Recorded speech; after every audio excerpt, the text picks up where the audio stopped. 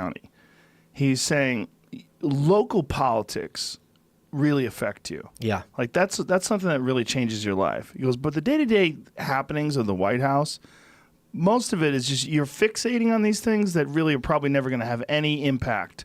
But local stuff, who's the mayor? That has a direct impact on your life. What are they going to do with the streets? Well, it's not only the impact, it's like how much power do you have to affect change? At the local level, a lot. At the White House level, very little. Yeah. And we're seeing that, which is really one of the really fascinating things about Trump being president, is how much he's trying to do and how much he's not able to do and how much pushback there is and how much he is able to do and how much outrage there is about it and how much chaos is surrounding the whole situation. Yeah. It's fascinating to watch all the checks and balances and the safety procedures that are sort of built into the system of government act out. And now that you see the Senate controlled by the Republicans and the House controlled by the Democrats, like, oh Jesus. This is what I was hoping for, chaos, as much chaos as possible, the shit show. And it's going to be even more of a shit show in the House with trying to pick Pelosi's number 2. Yeah. So well, and also, do you see that Trump was saying nice things about Pelosi? Hilarious. I know, trolling She's the fuck out of her. She's a smart woman. She does a great job. I think she really loves our country. No, did you see what she said? He goes, she deserves to be speaker, and if the Democrats won't vote for her, we'll throw her Republican votes. Wow, he said that? Yeah, he tweeted it out. Ooh, clever boy. Yeah, he's just like, I'm just gonna press some buttons and see what happens. And they all freak out. It's amazing. It really is funny. You know what I thought was really hilarious, and I actually enjoyed it when Alec Baldwin got arrested, and they said to Trump, Alec Baldwin got arrested. How do you feel? He goes, I wish him luck. And you know how I tweeted out, I go, I bet you CNN's gonna say Trump refuses to denounce violence in his hometown. That's true. I mean, but the fact that he's like, I wish him luck. I mean, look, he just knocked a home run out in the parking lot and smashed every window in the cars parked out there. Yeah. I mean, with Baldwin getting arrested for punching someone after all those years of him mocking him on CNN on Saturday Night Live. But it's the Trump curse. Like everyone who goes after him, they end up getting destroyed. Like Ruth Bader Ginsburg. I mean, she just fell and broke 3 of her hips. I hope she gets well. Do you think that's a curse? It's a Trump curse. Could be an old lady just falls down. No, but the timing of these things are so perfect and so hilariously perfect. What about Stormy Daniels? Like now you got to pay his legal fees. Like that is kind of hilarious. Yeah, that she's got to pay his legal fees. You know how much stripping you got to do to pay those legal fees? His legal fees. I don't know, Joe. His legal fees must be through the roof. They're probably millions of dollars. Yeah, it's got to be crazy. Yeah, yes. He's charging the right. Sure. Yeah. I mean, he has an enormous legal team. And then how about all these people that were going to turn on him, like Michael Cohen? Now he's fucked. Yeah. What is he going to do now? What is he going to say?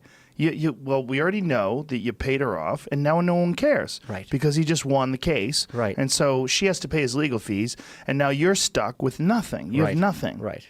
And no, he's trying to say that Trump's saying, oh, Trump used racist language with me. It's like, really? Okay. Well, there's supposedly that Mark Burnett tape.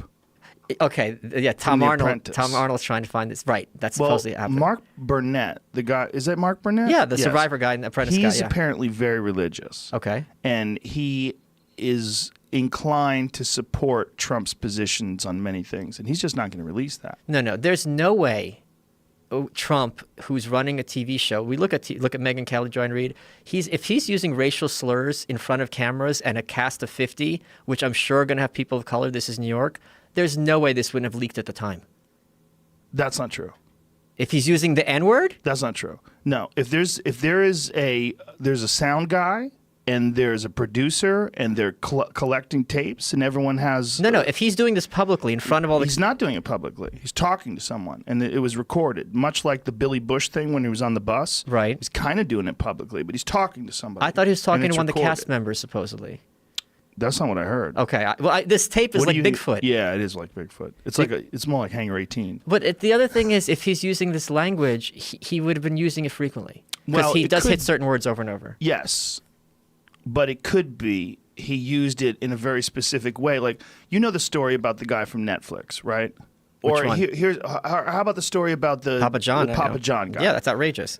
Well, we'll explain it to people that don't know the story. Because it's kind of a crazy story. was on the conference call with a PR firm. And he was saying, we're not going to be like Colonel Sanders saying blah, blah, blah with the N-word. Yeah. And he was quoting somebody else as an example Yes. of don't use this kind of speech. It's really Right. bad. And they go, oh, you invoked that word, you're fired.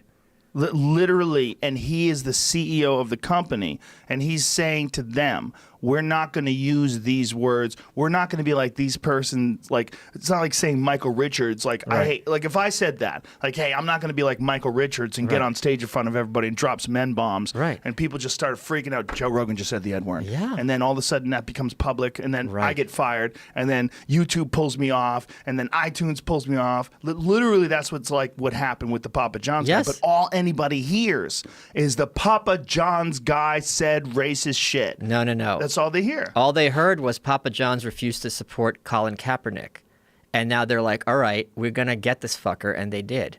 That's part of it too, right? Yeah, that's part of it too.